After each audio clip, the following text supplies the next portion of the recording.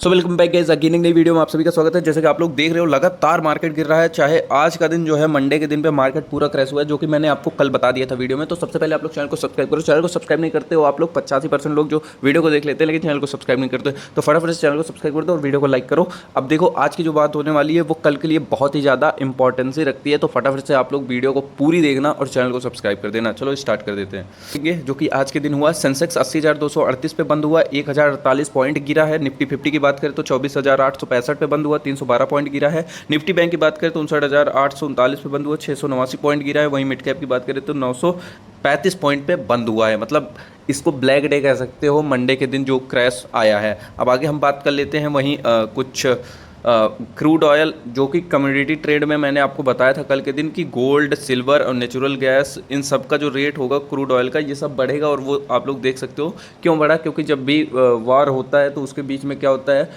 तेल की ज़रूरत होती है। तो देख लो इस तरीके से जो सिल्वर है वो 2,96,650 पे पहुंच गया, 3 लाख को टच करने वाला है सिल्वर और हाई बना लिया अपना। गोल्ड की बात करें तो 170 पे पहुंच चुका है और वहीं क्रूड ऑयल 6,686 पे ट्रेड कर रहा है और 276 नेचुरल गैस भी पहुंच गया है। तो एक बड़ी रैली देखने को जो मिली है वो हमको कम्युनिटी में देखने को मिल चुकी है। ठीक है, और बात करें यहाँ पे इंडियन स्टॉक मार्केट तो पूरी तरीके से झुलस गया है, कल ही मैंने आपको बता दिया था। बात करते हैं यहाँ पे जो है कि ग्लोबल मार्केट के हिसाब से क्या चल रहा है। ग्लोबल डाउन जोन्स क्या है, तो डाउन जोन भी 576 पॉइंट डाउन रहा है, डैक्स भी 545 पॉइंट डाउन रहा और कैश CAC जो है वो भी जो है 171 पॉइंट डाउन रहा है, मैंने आपको बता दिया। अब आगे हम बात कर लेते हैं गोल्ड USD जो है वो देखो ग्रीन में रहा है 116 पे।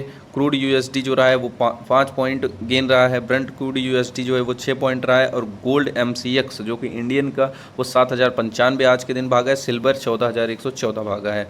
तो ये मैंने बताया फटाफट से। अब देख लेते हैं क्या हुआ। भारी नुकसान जो हुआ है वो निवेशकों के 6.55 लाख करोड़ रुपए डूबे। BSE में लिस्टेड कंपनियों का कुल मार्केट कैपिटलाइजेशन आज घटकर 456.95 लाख करोड़ रुपए पर आ गया, जो पिछले कारोबारी दिन 463.50 लाख करोड़ रुपए पे ट्रेड कर रहा था, वही घट के अब 456 पे आ गया। मतलब आप समझ सकते हो 6.55 लाख करोड़ की नुकसान हुई है। इस तरह BSE में लिस्टेड कंपनियों को मार्केट कैप आज करीब 6.55 लाख करोड़ रुपए घटा है, या दूसरे शब्दों में कहे तो निवेशकों की संपत्ति का करीब 6.5 लाख करोड़ रुपए की गिरावट देखने को मिली है। आगे हम बात कर लेते हैं फटाफट से न्यूज़ में। US ईरान वार पर होर्मुज स्ट्रेट बंद होते ही थमी तेल टैंकरों की रफ्तार, भारत का फ्यूल सप्लाई पर भी पड़ेगा असर, वो दिखाई दे रहा है। स्टॉक मार्केट शेयर बाजार में ब्लैक डे, सेंसेक्स 1048 अंक टूटा, वहीं निवेशकों के 6.5 लाख करोड़ रुपए स्वाहा हो गए। आगे कर लेते हैं FPFO इंटरेस्ट रेट ब्याज पर दर 8.25% पर बरकरार, जानिए 7 करोड़ मार्बल के खाते में कब आएगा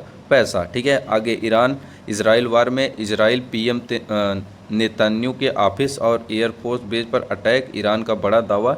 मतलब ईरान अब कह रहा है कि जब ईरान इजराइल के ऊपर अब अटैक टू अटैक करता रहेगा। ठीक है, आगे हम बात कर लेते हैं यहाँ पे पाकिस्तान के स्टॉक मार्केट के हाहाकार। KSE 100% इंडेक्स 1600 अंक तक गिरा है। KSE की बात करें तो 30 इंडेक्स भी 10% तक क्रैश हुआ है। बात करते हैं पूरे FNO में नहीं है कोई दिक्कत, FNO बैन के नियमों पर किया जाएगा विचार। सेबी चीफ तुहिन कांत पांडे ने बोला है कि पूरे FNO में कोई दिक्कत नहीं है, इसे बैन करने के लिए भी विचार किया जाएगा। ठीक है, बहुत लोगों के पैसे जो है वो डूब रहे थे, इसलिए FNO की बात चल रही थी।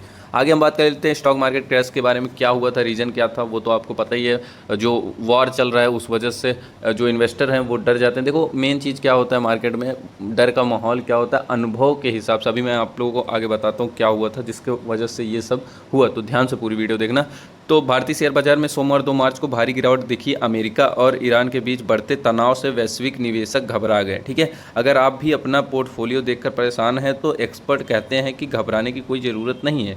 ज़रूरी यह है कि समझे बाजार ऐसे समय में कैसे चलता है। इसके बारे में जब आप समझ जाओगे तो आप क्या है, डरोगे नहीं और आपको क्या करना चाहिए। एक्सपर्ट की राय जानते हैं हम लोग। और बाजार के युद्ध नहीं, अनिश्चितताएँ डराती हैं। ये बात बिल्कुल सही है कि जो बाजार में युद्ध नहीं, उनकी अनिश्चितताएँ, लोग पहले से ही एक्सपेक्टेशन कर लेते हैं भाई भाई जब वॉर होगा तो ऐसा होगा। तो जो एक्सपेक्टेशन गलत करते हैं इस हिसाब से निगेटिव इम्पैक्ट पड़ता है मार्केट में और वो पूरी तरीके से क्रैश हो जाता है। ग्रोथविन कैपिटल के को founder of CFA Shubham Gupta कहते हैं कि बाजार युद्ध से कम और अनिश्चितताओं से ज़्यादा डरता है। 2003 में इराक पर हमला और 2022 का रूस यूक्रेन युद्ध इसका सेम उदाहरण है। और ये चीज़ें सही है जो इन्होंने बताया है शुभम गुप्ता जी ने, ये बिल्कुल ही सही है। 2003 और 2022 का डेटा उठा के देख लोगे तो अनिश्चितताओं से मार्केट ज़्यादा टूटा है। तो अब आपका क्या राय इस पे आप बता सकते हो। बहुत बढ़िया जो है आपको आज के दिन पे अगर कोई ट्रेड करता होगा इंट्राडे उसके लिए बेस्ट रैली थी, लेकिन और जो इन्वेस्टिंग के इन्वेस्टर थे उनके लिए पूरा मार्केट गिर चुका है। अब आप लोग फटाफट से चैनल को सब्सक्राइब करो। कल के लिए हम देखेंगे क्या मार्केट का पॉइंट ऑफ व्यू होता है, वो सब मैंने आपको बता दिया। कल जो मार्केट होगा वो लगातार जैसे तनाव बढ़ता रहेगा मार्केट की सिचुएशन और भी ज़्यादा डिले होती जाएगी। ठीक है, तो